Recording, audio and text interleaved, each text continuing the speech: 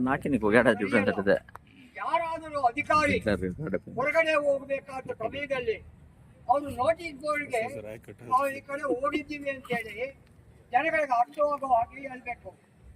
ಮತ್ತೊಂದು, ರೈತರು ಅಧಿಕಾರಿಗಳ ಹತ್ರ ಹೋದಾಗ ಅವ್ರ ಕಾರ್ಯ ಆ ತಕ್ಷಣ ಏನು ಯಾವಾಗ ಮಾಡಿಕೊಡ್ಬೇಕು, ಯಾವಾಗ ಮಾಡಬೇಕು, ನೀವು ಇಂಥ ದಿನ ಬಂದ್ರಿ ಅಂತೇಳಿ ಅವ್ರಿಗೆ ತಾರೀಖು ಹಾಕ್ಕೊಡ್ಬೇಕು. ಅವ್ರು ತಂದಿರ್ತಕ್ಕಂಥ ತಾರೀಖಿಗೆ ನೀವು ತಾರೀಖು ಹಾಕ್ಕೊಡ್ಬೇಕು.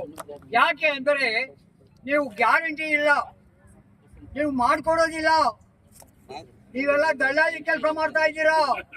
ನಾನು ಘಂಟಾಘೋಷವಾಗಿ ಹೇಳ್ತಾ ಇದ್ದೇನೆ, ರೈತರು ಅನ್ನ ಕೊಡ್ತಕ್ಕಂಥ ರೈತರಿಗೆ ನೀವು ಸರ್ಕಾರದವರಾಗಲಿ ಅಧಿಕಾರಿಗಳಾಗಲಿ ಹಾಲು ಮೊಟ್ಟೆ ಅನ್ನ ತರಕಾರಿ ಎಲ್ಲ ತಿನ್ನೋದಿಲ್ವಾ? ನೀವು ಉಪವಾಸ ಇಡ್ತೀರಾ? ನೀರು ಕುಡಿಯೋದಿಲ್ವಾ? ರೈತರಿಗೆ ಸುಮಾರು ಈಗ ಕೆಲವಾರು ವರ್ಷಗಳಿಂದ ನಮಗೆ ಎತ್ತಿನ ಹೊಳೆ ನೀರು ಬೇಕು. ಜನಗಳಿಗೆ ಚಿಕ್ಕಬಳ್ಳಾಪುರ ಜಿಲ್ಲೆ, ಬೆಂಗಳೂರು ಗ್ರಾಮಾಂತರ ಈ ಎಲ್ಲ ತಾಲೂಕುಗಳು ನೀರಿಲ್ಲದೆ ಸಂಕಟ ಪಡುತ್ತಿದ್ದಾರೆ.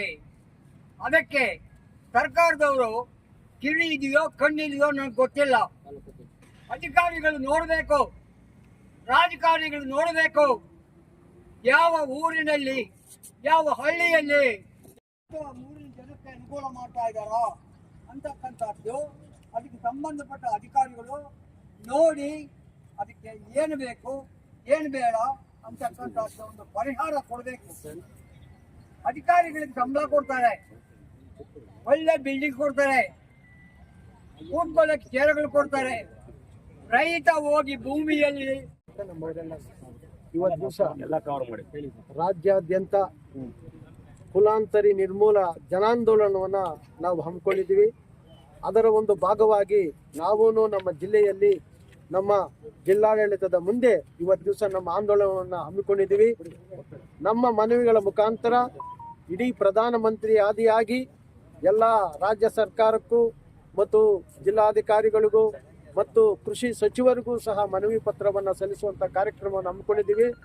ಬಂಧುಗಳೇ, ಇವತ್ತು ದಿವಸ ದೇಶದಲ್ಲಿ BT ಬದನೆ ಬಂತು, 2009ರಲ್ಲಿ BT ಹತ್ತಿ ಬಂತು, BT ಸಾಸಿವೆ 2017 ನಿಷೇಧ ಇದಾಗುತ್ತೆ, ಮತ್ತೆ ಕ್ರಿಮಿನಾಶಕದಿಂದ ತಡ್ಕೊಳ್ಳುವಂಥ ಶಕ್ತಿ ಇರುತ್ತೆ ಅಂತ ಇವುಗಳನ್ನು ಬೇರೆ ಬೀಜಗಳನ್ನು ಇವತ್ತು ದಿವಸ ನಮ್ಮ ಮಾರುಕಟ್ಟೆಗೆ ಬಿಡ್ತಾ ಇದ್ದಾರೆ.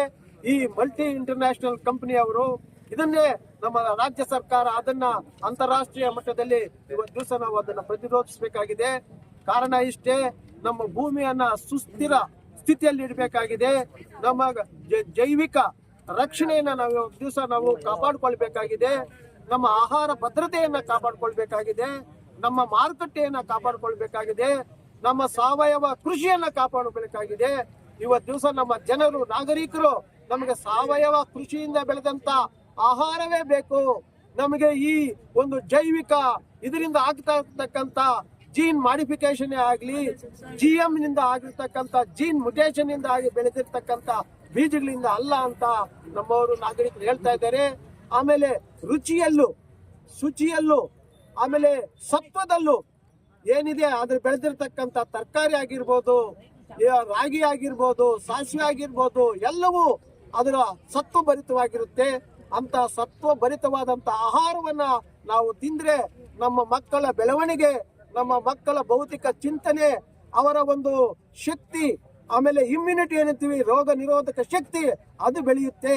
ಈ ಎಲ್ಲಾ ವಿಚಾರಗಳನ್ನ ಸಮಗ್ರವಾಗಿ ನಾಗರಿಕರ ಆದಿಯಾಗಿ, ರೈತ ಸಂಘಗಳ ಆದಿಯಾಗಿ, ರಾಜ್ಯ ಸರ್ಕಾರಗಳ ಆದಿಯಾಗಿ, ಎಲ್ಲ ವಿಜ್ಞಾನಿಗಳ ಆದಿಯಾಗಿ ಇವತ್ತು ದಿವಸ ನಾವೆಲ್ಲ ಕುತ್ಕೊಂಡು ಮುಕ್ತ ಚರ್ಚೆಯನ್ನ ನಮ್ಮ ಪ್ರಾದೇಶಿಕ ಭಾಷೆಯಲ್ಲಿ ಏನು ವಿಡಿಯೋಗಳು ಮಾಡ್ತಾ ಅದನ್ನ ಮೀಡಿಯಾಗೆ ಬಿಡ್ತಾ ಎಲ್ರೂ ನೋಡೋಂಗೆ, ಎಲ್ರೂ ಕೇಳೋಂಗೆ, ಎಲ್ರೂ ತಮ್ಮ ಚಿಂತನೆಯನ್ನ ಸರ್ಕಾರಕ್ಕೆ ಮುಟ್ಟಿಸುವಂತಹ ಒಂದು ಏನು ಮುಕ್ತ ಚರ್ಚೆ, ಮುಕ್ತ ಗುರಿ ಇವತ್ತು ದಿವಸ ಹೋದಾಗ ಮಾತ್ರ ಒಳ್ಳೆ ಫಲಿತಾಂಶ ಬರುತ್ತೆ.